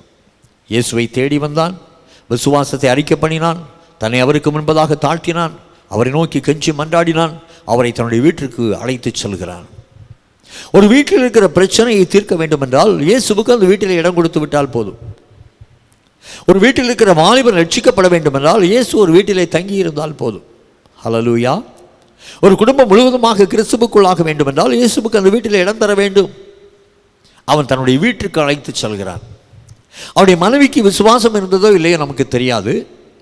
அவனுடைய குடும்பத்தாருக்கு, உறவினர்களுக்கு முழுமையான விசுவாசம் இருந்ததோ இல்லையோ அது நமக்கு சொல்லப்படவில்லை. ஆனால் அவனுக்குள் விசுவாசம் இருந்தபடியினால் அவன் இயேசுவை தன்னுடைய வீட்டுக்கு நேராக அழைத்து செல்கிறான். எனக்கு அன்பான சகோதரனே, சகோதரியே, அநேக வேளைகளில் நாம் இயேசுவை விசுவாசிப்போம், ஆனால் இயேசுவுக்கு நம்முடைய வீட்டிலே இடம் தருவதில்லை. இது என்னன்னைக்கு நான் தங்குமிடம், இதை விரும்பினபடி நான் வாசம் பண்ணுவேன் என்று சொன்ன ஆண்டவராக இயேசு கிறிஸ்து நம்மோடு கூட வாசம் செய்வதற்கு எதுவாக நம்முடைய வீட்டை நாம் வைத்துக் கொள்வதில்லை. இயேசுவை என்னுடைய வீட்டிலே தங்கியிரும் என்று சொல்லி ஜெபிக்கிறவர்கள் குறைவு. உங்களுடைய வீட்டில் அவர் தங்கி இருக்கும்போது வீட்டில் ஏற்படக்கூடிய எல்லா பிரச்சனைகளையும் அவர் மாற்றுவார். பாருங்கள், ஆண்டவர் படவில் இருந்தார், காற்றும் கடலும் அகோரமாக கொந்தளித்தது, படகு அமிழத்தக்கதாக சூழ்நிலை உண்டாயிற்று. இயேசு காற்றையும் கடலையும் இறையாதே அமைதலாயிரு என்று சொன்னார். அதே போல் ஒரு வீட்டில் இயேசு இருக்கும்போது அங்கே பிரச்சனைகள் வரக்கூடும். சத்துரு பலவிதமான வியாதிகளை கொண்டு வர முடியும், போராட்டங்களை கொண்டு வர முடியும், நெருக்கங்களை கொண்டு வர முடியும், குறைவுகளை கொண்டு வர முடியும். ஆனால் இயேசு அந்த வீட்டில் இருக்கும்போது சத்துருடைய சகல போராட்டங்களை அவர் முறியடிப்பார், வியாதியை மாற்றுவார், குறைவுகளை மாற்றுவார், நெருக்கங்களை மாற்றுவார், பிரச்சனைகளை மாற்றுவார். அங்கே விடுதலையும் ஆனந்தமும் சந்தோஷமும் உண்டாகும். ஹல்லேலூயா, ஹல்லேலூயா. இவன் அவரை தன்னுடைய வீட்டிற்கு அழைத்து செல்கிறான். நடந்த காரியங்களை பாருங்கள் அன்பான தேவனுடைய பிள்ளைகளே. அங்கே அவர்கள் கடந்து செல்லும்போது அவனுடைய மகள் மரித்து போனாள் என்று சொல்லக்கூடிய செய்தி அவனுக்கு நேராக கடந்து வருகிறது. ஆனால் இயேசுவோ விசுவாசம் உள்ளவனாகிரு என்று சொல்லி அவனை திடப்படுத்துகிறார். அவன் ஆறுதல் அடைகிறான். இயேசுவை அழைத்து கொண்டு செல்கிறான். வீட்டிலே சென்றபோது ஆண்டவராக இயேசு கிறிஸ்து அந்த குழந்தையினுடைய தாயின் தகப்பனையும் யாக்கோபு, யோவான், பேதுரு 3 பேரையும் கூட அழைத்து கொண்டு அந்த பிள்ளையினுடைய சரீரம் வைக்கப்பட்டிருந்த இடத்திலே கடந்து செல்கிறார். தலிதாகுமி என்று சொல்லி சொல்கிறார். சிறுபிள்ளையே எழுந்திரு என்று சொல்லி அர்த்தம். அங்கே சொல்லப்பட்டிருக்கிறது, உடனே சிறுபணி எழுந்து நடந்தாள். அவள் 12 வயது உள்ளவளாக இருந்தாள். 12 வயதான எவீருவின் குமாரத்தி எழுந்து நடந்தாள். அங்கிருந்து எல்லாரும் பிரமித்தார்கள். கர்த்தருடைய நாமம் மகிமைப்பட்டது. ஹல்லேலூயா, ஹல்லேலூயா. மரித்து போன நிலைமையிலே காணப்பட்டவள் இப்பொழுது எழுந்து நடக்கிறாள். எவ்வளவு ஆச்சரியம்! இன்றைய தரத்தில் அநேக பெற்றோருக்கு தன்னுடைய பிள்ளைகளை குறித்த பாரம் உண்டு. சில பெற்றோருக்கு பிள்ளைகள் படிக்கவில்லையே என்று சொல்லக்கூடிய துக்கம். இன்னும் சிலருக்கு அவர்கள் கிறிஸ்துவுக்குள்ளாக இல்லையே என்று சொல்லக்கூடிய ஏக்கம். அநேகர் மெய்யாகவே நாரி போன வாழ்க்கை வாழுகிறதை பெற்றோர் கண்டிருக்கிறார்கள். ஐயோ, என்னுடைய மகன் ரட்சிக்கப்படவில்லை, இன்று மரித்தால் அவன் நித்திய அக்கினிக்குள்ளே அல்லவா கடந்து செல்வான் என்று சொல்லக்கூடிய வேதனை அநேக பெற்றோருக்குள் இருக்கிறது. இந்த மரணக்கட்டிலிருந்து அந்த அருமையான மகளை உயிரோடு கூட எழுப்பி கொடுத்த தேவன் உங்களுடைய பிள்ளைகளை ரட்சிக்க முடியும். அருவருப்பான பாவத்திலே, அஞ்ஞான காரியங்களிலே ஒருவேளை இயேசுவை மறுதலித்து பெற்றோருக்கு கீழ்ப்படியாதபடிக்கு மரித்த நிலைமையில் உங்களுடைய பிள்ளைகள் காணப்பட்டாலும் இயேசுவை உங்களுடைய வீட்டுக்கு அழைத்து பாருங்கள். உங்களுடைய வீட்டிலே ஜெபம் ஏறெடுங்கள். ஆண்டவரை ஆராதிக்கிற ஆராதனை வீடுகளில் கடந்து வரட்டும். பெற்றோர் தரித்திருந்து பிள்ளைகளுக்காக போராடி ஜெபிக்கும்போது ஆண்டவர் அற்புதத்தை செய்வார். மரித்த நிலைமையிலே ஒருவேளை லாசருவை போல காணப்படலாம், இந்த சிறு பிள்ளை போல காணப்படலாம். எப்படி இருந்தாலும் உங்களுடைய பிள்ளைகள் கிறிஸ்துவுக்குள்ளாக புதுபலன் அடைந்து எழும்புவார்கள், கிறிஸ்துவுக்குள் ரட்சிக்கப்படுவார்கள், சாட்சியாக எழும்புவார்கள். ஹல்லேலூயா. அன்பான எனக்கு அருமையான சகோதர சகோதரி, இன்னொரு சம்பவத்தை கூட உங்களுக்கு நான் சொல்ல விரும்புகிறேன். மார்க் எழுதின சுவிசேஷம் 2ஆம் அதிகாரத்திலிருந்து ஒரு பகுதியை உங்களுக்கு நான் சொல்ல விரும்புகிறேன். வாசிக்கலாம். மார்க் 2ஆம் அதிகாரம் 1 முதல் 4 வரை. சில நாட்களுக்கு பின்பு அவர் மறுபடியும் கப்பர்நகூமுக்கு போனார். அவர் வீட்டில் இருக்கிறார் என்று ஜனங்கள் கேள்விப்பட்டு உடனே வாசலுக்கு முன்னும் நிற்க இடம் போதாதபடிக்கு அநேகர் கூடி வந்தார்கள். அவர்களுக்கு வசனத்தை போதித்தார். இங்கே கப்பர்நகூம் என்று சொல்லக்கூடிய பட்டணத்திலே ஆண்டவராக இயேசு கிறிஸ்து இருக்கிறார். அவர் ஒரு வீட்டிலே இருக்கிறார் என்று சொல்லக்கூடிய செய்தி பரவினபடினால் திரளான ஜனங்கள் வந்துவிட்டார்கள். வாசலுக்கு முன்னே கூட நிற்க முடியாதபடிக்கு திரளான ஜனங்கள் கூடிவிட்டார்கள். அடுத்து என்ன சம்பவித்தது பார்க்கலாம். அப்பொழுது 4 பேர் ஒரு திமிர்வாதக்காரனை சுமந்து கொண்டு அவரிடத்தில் வந்தார்கள். ஜனக்கூட்டத்தின் நிமித்தம் அவருக்கு சமீபமாய் சேரக்கூடாமல் அவர் இருந்த வீட்டின் மேற்கூரையை பிரித்து திறப்பாக்கி கொண்டு திமிர்வாதக்காரனை கிடக்கிற படுக்கையை அவருக்கு முன்பதாக இறக்கினார்கள். இங்கே ஒரு அருமையான காட்சியை பார்க்கிறோம். பெரும்பாலுள்ள ஸ்திரீ இயேசுவை தேடி வந்தால் அவளுடைய சரீரத்தில் ஒரு பெரிய பிரச்சனை இருந்தது. எபேரு இயேசுவை தேடி வந்தால் அவனுடைய வீட்டிலே அவனுடைய பிள்ளைகள் ஒன்று பாதிக்கப்பட்ட நிலைமையில் இருந்தது. இங்கே 4 நண்பர்கள் ஒரு மனிதனை சுமந்து கொண்டு இயேசுவை தேடி வருகிறார்கள். அந்த 4 நண்பர்களை குறித்து அங்கே சொல்லப்பட்டிருக்கிறது, அவர்கள் விசுவாசத்திலே சிறந்தவர்கள். இயேசு அவர்களுடைய விசுவாசத்தை கண்டுதான் திமிர்வாதக்காரனை குணமாக்கினார் என்று சொல்லி 5வது வசனத்தில் நாம் வாசிக்கிறோம். இயேசு அவர்கள் விசுவாசத்தை கண்டு, அப்போ அந்த 4 பேருக்கும் விசுவாசம் இருந்தது. அவர்கள் இயேசு வண்டைக்கு கடந்து வந்தார்கள். அவர்கள் தங்களுக்கு ஒரு விடுதலையை தேடி வரவில்லை, தங்களுடைய சரீரத்தில் ஒரு அற்புதத்தை தேடி வரவில்லை, தங்களுடைய குடும்பத்தில் உள்ள ஒரு பிரச்சனை மாறுவதற்காக இயேசுவை தேடி வரவில்லை. தங்களுடைய பிள்ளைகளுக்காகவோ மனைவிமாருக்காகவோ ஜெபிக்கும்படியாக கடந்து வரவில்லை. ஆனால் அவர்கள் 4 பேரும் சிநேகிக்கிற ஒரு நண்பன் சில காலங்களாக திமிர்வாதம் பிடித்தவனாய் கட்டில் கிடையாய் கிடக்கிறான். படுக்கையில் உணர்ந்து கொண்டிருக்கிறான். அவர் மீது இவர்களுக்கு ஒரு பச்சதாபம், இவர்களுக்கு ஒரு அனுதாபம். இங்கே கப்போர் நகூமிலே ஒரு வீட்டிலே இயேசு இருக்கிறார் என்று சொல்லி அறிந்த மாத்திரத்திலே 4 பேரும் கூடி யோசிக்கிறார்கள், என்ன செய்யலாம்? இவனை அப்படியே படுக்கையோடு இயேசு அண்டைக்கு கொண்டு செல்லலாம். இயேசு நிச்சயமாக குணமாக்குவார். அவர்களுக்குள்ள ஒரு பூர்ணமான விசுவாசம் உண்டாயிற்று. அந்த விசுவாசத்தை கிரியையிலே அவர்கள் காண்பிக்கிறார்கள். அவனுடைய படுக்கையை சுமந்து கொண்டு 4 பேர் இந்த வீட்டுக்கு அருகாமையில் வருகிறார்கள். திரளான ஜனங்கள் அங்கே நின்றபடியினால் வாசலை தாண்டி இயேசு அண்டைக்கு செல்ல முடியாத சூழ்நிலை. என்ன செய்யலாம், என்ன செய்யலாம் சிந்திக்கிறார்கள். ஒரே ஒரு வழிதான் உண்டு, அந்த வீட்டின் கூரையை பிரித்து உள்ளே இறக்கி விடுவது. அதையும் செய்கிறார்கள். படுக்கை இயேசுவுக்கு முன்னாக வருகிறது. ஆண்டவர் இந்த 4 பேருடைய விசுவாசத்தை பார்க்கிறார். ஹல்லேலூயா. ஆவியானவர் திட்டமாக எழுதி வைத்திருக்கிறார். இயேசு அவர்கள் விசுவாசத்தை கண்டு திமிர்வாதக்காரனை நோக்கி, மகனே, உன் பாவங்கள் உனக்கு மன்னிக்கப்பட்டது என்றார். திமிர்வாதக்காரனுடைய சரீரத்திலே வியாதி இருக்கிறது. ஆனால் அதற்கு காரணம் அவனுக்குள்ளே காணப்படக்கூடிய மன்னிக்கப்படாத பாவம். வேதத்தில் எழுதப்பட்டிருக்கிறது, பாவம் உன் வாசல் படியில் படுத்திருக்கும். தருணம் பார்த்து நமக்கு விரோதமான காரியங்களை இது செய்யும். இன்னும் அநேகர் மன்னிக்கப்படாத பாவத்தோடு கூட வாழ்ந்து கொண்டு இருக்கிறோம். நம்முடைய பாவங்களை நாம் அறிக்கையிட்டால் எல்லா அநியாயத்தை நீக்கி நம்மை சுத்திகரிப்பதற்கு இயேசு உண்மையும் நீதியும் உள்ளவர் என்று சொல்லி வேதம் திட்டமாய் சொல்லுகிறது. ஆனாலும் அநேகர் தங்களுடைய பாவங்களை உணர்ந்து இயேசு அண்டைக்கு வருவதில்லை. இயேசு கிறிஸ்துவினுடைய சமூகத்தில் வந்து தங்களுடைய பாவங்களை அறிக்கை செய்வதில்லை.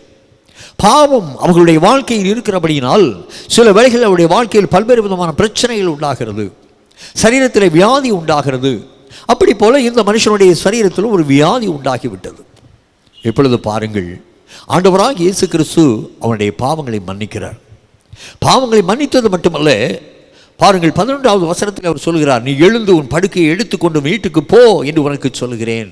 உடனே அவன் எழுந்து தன் படுக்கையை எடுத்துக்கொண்டு எல்லாருக்கும் முன்பாகவும் போனான். ஆமென். கர்த்தருடைய நாமம் மகிமைப்பட்டது. ஹல்லேலூயா. இங்கே பார்க்கிறோம், இந்த மனிதர்கள் தங்களுக்கு அறிமுகமான அல்லது தங்களுக்கு உறவு முறையான தங்களுக்கு நண்பனான ஒரு மனுஷனை இயேசு அண்டைக்கு கொண்டு வந்து அவனுடைய வாழ்க்கையிலே ஒரு அற்புதத்தை பெற்றுக் கொடுக்கிறார்கள். இன்று இயேசுவை விசுவாசிக்கிறோம் என்று சொல்லக்கூடிய நம்முடைய வாழ்க்கையிலே, நம்முடைய குடும்பத்தில் ரட்சிக்கப்படாதவர்கள் எத்தனை பேர் உண்டு? நம்முடைய உறவின் முறையாரிலே இயேசுவை அறியாதவர்கள் எத்தனை பேர் உண்டு? நம்முடைய நண்பர்கள் எத்தனை பேர் இயேசுவை அறிந்தும் ஏற்றுக்கொள்ளாமல் இருக்கிறார்கள்? இவர்களுக்காக நாம் ஏதாவது முயற்சி செய்திருக்கிறோமா? நம்முடைய உறவினர்களே அநேக குடும்பங்களில் பிரச்சனைகள் இருக்கிறது, போராட்டங்கள் இருக்கிறது, நெருக்கங்கள் இருக்கிறது, பிசாசினுடைய கட்டுகள் இருக்கிறது. அவர்களை இயேசு அண்டைக்கு கொண்டு வந்திருக்கிறோமா? நாம் சிந்திக்க வேண்டும். நம்முடைய நண்பர்கள் அநேகர் பல்வேறு விதமான வியாதியினால் தாக்கப்பட்டு காணப்படுகிறார்கள், பல்வேறு விதமான பிரச்சனைக்குள் இருக்கிறார்கள். அவர்களை இயேசு அண்டைக்கு கொண்டு வந்திருக்கிறோமா? சிந்தித்து பார்க்க வேண்டும். 4 நண்பர்கள் அந்த மனிதனை கொண்டு வந்தபடியினால் அந்த மனிதனுக்கு விடுதலை உண்டாயிற்று. அவனுடைய பாவங்கள் மன்னிக்கப்பட்டது. அப்படியான வசனத்தின்படி அவன் ரட்சிப்பை பெற்றுக் கொள்கிறான். அவனுடைய வியாதி அவனுடைய சரீரத்தை விட்டு விலகுகிறது. அவன் பூர்ணமாய் சுத்தமடைந்து தன்னுடைய படுக்கையை எடுத்துக்கொண்டு வீட்டுக்கு செல்கிறான். கர்த்தருடைய நாமம் மகிமைப்படுகிறது. எல்லாருடைய கண்களுக்கு முன்பதாகவும் அவன் கடந்து சென்றபடியினால் கர்த்தருடைய நாமம் மகிமைப்படுகிறது. எல்லாரும் ஆச்சரியப்படுகிறார்கள், இயேசுவை புகழுகிறார்கள், இயேசுவை பாராட்டுகிறார்கள். இயேசுவை பற்றி விசுவாசம் தேசம் முழுவதும் எல்லா ஜனங்களுக்குள்ளும் உண்டாகிறது. எனக்கு அன்பான சகோதரா, எனக்கு பிரியமுள்ள சகோதரி, இந்த செய்தியை கேட்டுக்கொண்டிருக்கிற உங்களிடத்திலே நான் சொல்லுகிறேன், உங்களுடைய வாழ்க்கையில் ஒரு பிரச்சனை இருக்கலாம், ஒரு வியாதி இருக்கலாம், ஏதோ இக்கட்டான சூழ்நிலை இருக்கலாம். இயேசு அண்டைக்கு வாருங்கள். இயேசு நன்மை செய்கிறவர். தம்மை நாடி வருகிறவர்களுக்கு அவர் நன்மை செய்கிறவர். தம்முடைய வருகிற யாரையும் புறம்பே தள்ளுவதில்லை. ஒருவேளை நீங்கள் கிறிஸ்தவர்களாக இருக்கலாம், அல்லாதவர்களாக இருக்கலாம். உங்களுடைய மதமோ, உங்களுடைய மார்க்கமோ, உங்களுடைய ஐஸ்வர்யமோ, உங்களுடைய உறவினர்களோ, மனிதர்களோ உங்களை தடை செய்தாலும் அவர்களால் உங்களுக்கு ஒரு நன்மையை செய்துவிட முடியாது என்பதுதான் உண்மை. இயேசுவால் மட்டுமே நன்மை, இயேசுவால் மட்டுமே ரட்சிப்பு, இயேசுவால் மட்டுமே நித்திய ஜீவன், இயேசுவால் மட்டுமே விடுதலை, இயேசுவால் மட்டுமே சமாதானம். இயேசு அண்டைக்கு கடந்து பாருங்கள். ஒருவேளை உங்கள் குடும்பத்திலே ஒரு வியாதியாக இருக்கிறார்களா? குடும்பத்தில் ஒருவருக்கு பிரச்சனையா? அவருடைய பிள்ளைகள் ஒழுங்காக பாடம் படிக்கவில்லையா? பிள்ளைகள் கர்த்தருக்கு பிரியமில்லாத வழிகளில் நடந்து கொண்டிருக்கிறார்களா? மரித்து போன லாசரு அழுகி நாறியது போல உங்களுடைய பிள்ளைகளுடைய வாழ்க்கை இருக்கிறதா? இயேசுவண்டைக்கு வாருங்கள். அவருடைய பாதப்படியில் விழுந்து அவரை நோக்கி மன்றாடி கெஞ்சுங்கள். இயேசுவே, என்னுடைய வீட்டிற்கு கடந்து வார், என்னுடைய வாலிப மகனை தொடும், என்னுடைய வாலிப மகளை தொடும், அவருடைய வாழ்க்கையை மாற்றும் என்று சொல்லி கதறி பாருங்கள். ஆண்டவர் உங்களுடைய பிள்ளைகளுடைய வாழ்க்கையில் அற்புதத்தை செய்வார். ஒருவேளை உங்களுடைய நண்பர்கள் ரட்சிக்கப்படவில்லையா? பாவத்திலே வாழ்ந்து கொண்டிருக்கிறார்களா? பல்வேறு விதமான வியாதி நிமித்தம் போராடி கொண்டிருக்கிறார்களா? சத்துருடைய போராட்டத்தின் நடுவில் இருக்கிறார்களா? உங்களுடைய உறவினர்கள், நண்பர்கள் எப்படிப்பட்ட சூழ்நிலைக்குள் வைக்கப்பட்டிருந்தால் தயவு செய்து இயேசுவண்டைக்கு கடந்து வாருங்கள். அவர்களோடு கடந்து வாருங்கள். அவர்களை அழைத்து கொண்டு கடந்து வாருங்கள். ஆண்டவருடைய சமூகத்தில் அவர்களை கொண்டு வாருங்கள். ஆண்டவர் அவர்களுக்கு விடுதலையை கொடுக்கட்டும். ஆண்டவர்களுக்கு சமாதானத்தை கொடுக்கட்டும். ஆண்டவர்களுக்கு நன்மையை வழங்காதிருப்பதில்லையே. நம்பிக்கையோடு கடந்து வாருங்கள். இயேசு அவர்களுடைய வாழ்க்கையில் அற்புதம் செய்வார். அவர்கள் உங்களை புகழுவார்கள். கர்த்தருடைய நாமத்தில் விசுவாசம் வைத்து இயேசுவை இரட்சகராக ஏற்றுக்கொள்வார்கள். கர்த்தருக்கு சாட்சிகளாக விளங்குவார்கள். ஹல்லேலூயா, ஹல்லேலூயா. 3 விதமான நிலை. 1, நம்முடைய பிரச்சனைகளுக்காக இயேசுவை தேடி வருவது. இன்னொன்று, நம்முடைய குடும்பத்திற்காக இயேசுவை நாடி வருவது. 3வது, நம்முடைய நண்பர்களை அழைத்து கொண்டு இயேசுவண்டைக்கு வருவது. நீங்கள் எந்த நிலையில் இருந்தாலும் உங்களுக்காக நான் ஜெபிக்க விரும்புகிறேன். இந்த வண்ணமாக தலைகளை தாழ்த்தி நாம் ஜெபிக்கலாமா? கிருபையும் இரக்கமுள்ள நல்ல பிதாவே, இந்த செய்தியை கேட்டுக்கொண்டிருக்கிற அன்பான பிள்ளைகளுக்காக அடிமை ஜெபிக்கிறேன். இந்த பெரும்பாடுள்ள ஸ்திரீயைப் போல வெட்கத்தோடு, வேதனையோடு, துயரத்தோடு, மனுஷ புறக்கணிப்பு நடுவிலே விடுதலை இல்லையே சொல்லக்கூடிய ஏக்கத்தோடு வாழுகிறவர்கள் ஆண்டவரே இந்த செய்தியை கேட்டுக்கொண்டிருப்பார்களே. ஆனால் அப்பா, அந்த பெரும்பாடுள்ள ஸ்திரீயை குணமாக்கின உம்முடைய வல்லமை, பெரும்பாடுள்ள ஸ்திரீயினுடைய சரீரத்துக்குள்ளே இறங்கின தேவ வல்லமை இப்பொழுதே ஒவ்வொருடைய சரீரத்திலும் இறங்கட்டும் என்று சொல்லி மிகவும் வேண்டி கெஞ்சி ஜெபிக்கிறேன். ஆண்டவரே, இதை கேட்டுக்கொண்டிருக்கிற அன்பான பிள்ளைகள் மேலே தேவ வல்லமை பரிபூர்ணமாக இறங்குவதாக. இந்த செய்தியை கேட்டுக்கொண்டிருக்கிற ஒவ்வொருவரும் இயேசு கிறிஸ்துவில் விசுவாசம் வைத்து இயேசு தங்களுக்கு விடுதலையை தருவார் என்று சொல்லக்கூடிய நம்பிக்கையோடு காத்திருக்கிறார்கள். சுவாமி, உடைய திருக்கரம் அவர்கள் மேலே வைக்கப்படுவதாக, உடைய வல்லமை அவர்கள் மேலே இறங்குவதாக. பூரண ஆரோக்கியம் உண்டாகட்டும், பிரச்சனைகள் மாறட்டும், நெருக்கங்கள் மாறட்டும். ஒருவேளை அவருடைய குடும்பத்திலே ரட்சிக்கப்படாத மக்களை குறித்த பாரத்தோடு யாராகிலும் இங்கே காணப்படுவார்களே, ஆனால் அவர்களுக்காக கூட நாங்கள் ஜெபிக்கிறோம். ரட்சிக்கப்படாத அந்த பிள்ளைகள் ரட்சிக்கப்பட வேண்டும். சுவாமி, வியாதியோடு பலவீனத்தோடு போராடி கொண்டிருக்கிற இவருடைய குடும்பத்தை சார்ந்தவர்கள், இவருடைய வீட்டாரில் யாரோ ஒருவர் அப்படி இருந்தால் அவர்களுக்காக நாங்கள் ஜெபிக்கிறோம். கர்த்தருடைய கரம் இன்று அவர்களை தொடட்டும். கர்த்தருடைய வல்லமை அவர்கள் மேலே இறங்கட்டும். கர்த்தருடைய பிரச்சனைகளை எடுத்து போடுவீராக, குறைவுகளை அகற்றுவீராக, ஒரு அற்புதம் செய்வீராக. உம்முடைய நாமம் ஒவ்வொரு குடும்பத்திலும் மகிமைப்படுவதாக என்று சொல்லி ஜெபிக்கிறேன். மாத்திரமல்ல, தங்களுடைய நண்பர்களை குறித்த பாரத்தோடு கூட இந்த செய்தியை கேட்டுக்கொண்டு யாராகிலும் இருந்தால் அவருடைய நண்பர்களுக்காக ஜெபிக்கிறோம். அவருடைய உறவினர்களுக்காக நாங்கள் போராடி ஜெபிக்கிறோம். ஆண்டவரே, அப்படி கொத்த மக்களுடைய பாவங்களை மன்னித்து ஆண்டவர் ரட்சிப்பை கட்டளையிட வேண்டும் என்று சொல்லி ஜெபிக்கிறோம். அவருடைய வியாதிகளை கர்த்தர் மாற்றி போட வேண்டும் என்று சொல்லி ஜெபிக்கிறோம். இயேசு கிறிஸ்துவின் நாமத்திலே அவர்கள் பூரணமாய் சுத்தமடைந்து கர்த்தருடைய நாமத்துக்கு சாட்சிகளாக விளங்க வேண்டும் என்று சொல்லி ஜெபிக்கிறோம். அப்படியே செய்ய போகிறீர். உமக்கு நன்றி ஆண்டவரே. இந்த கொடிய காலங்களிலே வியாதியினால் பாதிக்கப்பட்டிருக்கிற நம்முடைய தேசவாசிகளுக்காக ஜெபிக்கிறோம். உலகம் முழுவதும் வியாதியோடு போராடி கொண்டிருக்கிற மக்களுக்காக கூட நாங்கள் ஜெபிக்கிறோம். ஆண்டவருடைய அன்பு, ஆண்டவருடைய வல்லமை, ஆண்டவருடைய கிருபை, ஆண்டவருடைய மனதுருக்கம் ஒவ்வொருவரும் வெளிப்படுவதாக என்று சொல்லி ஜெபிக்கிறோம். கர்த்தருடைய நாமத்திற்கு மகிமையாக இந்த பொல்லாத வியாதி உலகத்தின் எல்லைகளை விட்டு விலகி செல்லட்டும் என்று சொல்லி நாங்கள் ஜெபிக்கிறோம். ஆண்டவரே, கர்த்தருடைய நாமம் மட்டும் மகிமைப்படட்டும். இந்த நாளை செய்தி கேட்ட ஒவ்வொருவரும் கிறிஸ்துவுக்குள்ளாக பலப்படுத்தப்பட்டிருக்கிறார்கள், விடுதலையை பெற்றிருக்கிறார்கள். அவருடைய குடும்பத்திலே, அவருடைய நட்பு வட்டத்திலே ஆண்டவர் பெரிய காரியங்களை செய்திருக்கிறேன். நம்பிக்கையோடு உமக்கு நன்றி செலுத்துகிறோம். இயேசுவின் நாமத்தில் பிதாவே, ஆமென், ஆமென். கர்த்தர் உங்களை ஆசீர்வதிப்பாராக. ஆமென்.